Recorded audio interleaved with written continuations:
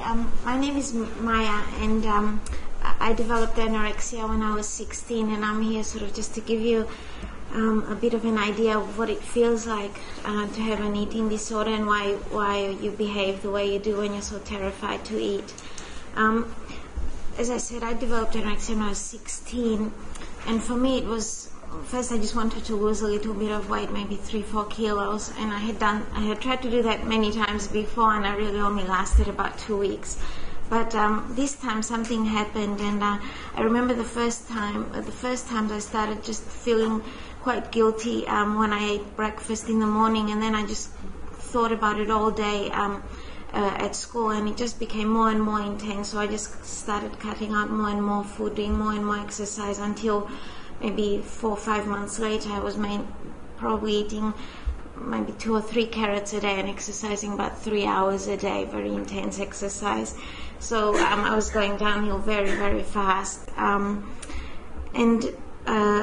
think the first thing that I'd like to explain is maybe why on the outside there's a lot of aggression towards carers, parents, and also the clinicians and professionals. And I also attend a support group for parents, and this is, I think, one of the key issues that I try to help parents understand, and also clinicians, is that the aggression, I think, stems from the fact that you basically have 2 choices when it comes to having anorexia, especially, which is what my experience is.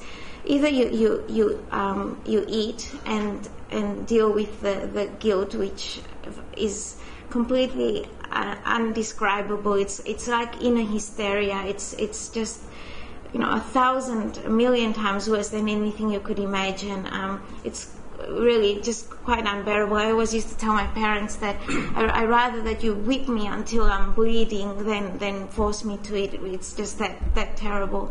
So that's your first option. The other option is not to eat, and all the things that go with it: losing weight, feeling weak physically, and all those things. And you basically, each time you just want to choose the second, because that's a lot easier. And your parents, all the other people in your life want to make you choose the other option. So you feel this anger towards them because it's like they want to make you suffer. So I think that's sort of something to remind yourselves of in order to help you remain patient and all those things that you need to be as a clinician working with people with an eating disorder. And I think that also it's important to understand that the overwhelming emotion that then is created is just fear. First, it starts with confusion, because you don't know what are these feelings of guilt, you don't know where they come from. But by the time you realize, the fear is so intense that it's basically extremely hard to reverse it. In terms of approach, and also another thing is that it's very difficult to be honest when you have this intense fear, not only honest with yourself but also with others about how are you feeling and so on. Approaches that were useful to me, the first thing is, I think the first speakers have said, is empathy and non-judgment.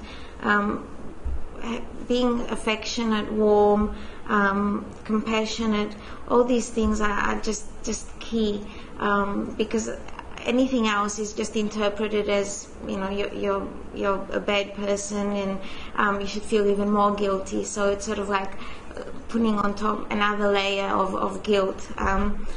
So that's the key. But how do you achieve this? And I think that there's a few things maybe to keep in mind. Is first, understand that it's not a choice. I know you've probably heard this many times before, but when you realize that all pleasure is gone from life, it's not only in relation to food, but there's nothing, because food is just your focus. You hardly socialize. nothing else matters. You're just completely narrowly focused on food, and nothing pleasurable to do with food, just completely fear. So there's no pleasure in life. So definitely it's not logical that it could be a choice. And when you think that some girls, they're in hospital, they're told that they will die if they don't start eating, and they still don't. So it's completely irrational that somebody could think that it's a choice. It's important to see past the anger and the manipulation, and understand that it stems from fear. It's very important to avoid making the sufferer feel guilty, and the way to do this is distinguish between the person and the illness.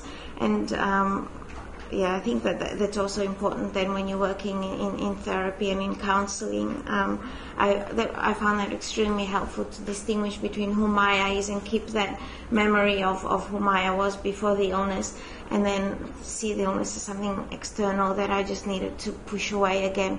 And also, sort of for me, logically, to keep in mind that always keep that image of what I used to be like, and the fact that I came here to where I was when I was really down, and that means that logically I have to be able to go back as well. So that was also sort of something comforting to think about.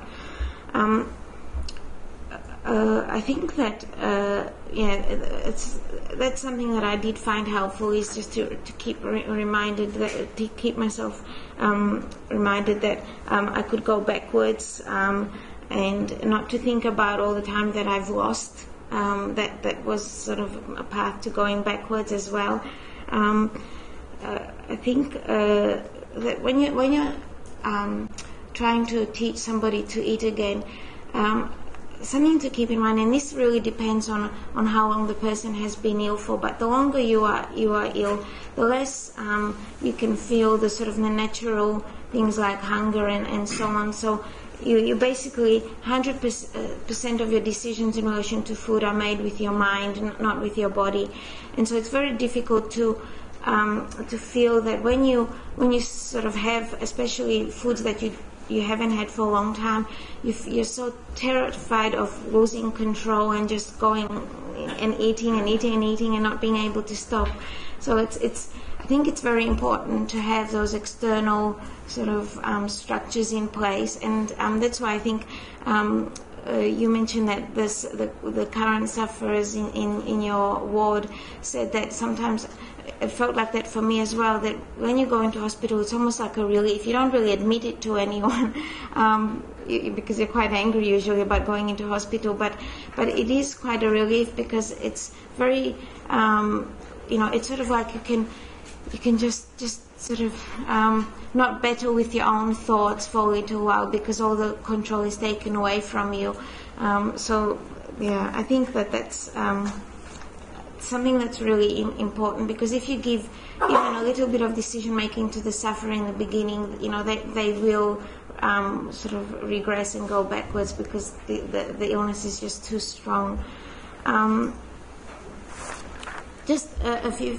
think that the key method that I personally found helpful when I wanted to eat is you really need to inspire the person. I think that rather than always focusing on the food, especially when it comes to that moment when you're going to eat, to focus on the food and the conversation to be completely around the food is really difficult, because it just brings up all the fear, the anxiety. What I found really helpful is to shift my thinking, and even just for a moment, and the way that I did this, or people helped me to do it, was to focus on all the things that I used to love before I became ill, and also to focus on the future, about all the things that I would gain once I was well, and also sort of no threats, no sort of panic, or sort of those sorts of that sort of atmosphere. It's that negative atmosphere. It's really not very helpful. And with focusing on the future and the bigger picture about all the things that you loved in your life before, it really does shift your thinking and makes you able to sort of step back and see, okay, what am I doing this for, rather than focusing on the anxiety of this is a piece of bread in front of me and I have to eat it. When you see about all you have to gain, it just lifts you, and it's I found that by far the most useful method of trying to eat.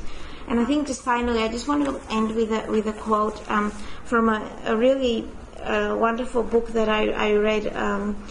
It's called Sensing the Self by Sheila Rindell, and she really explores the underlying emotional and psychological issues of having an eating disorder.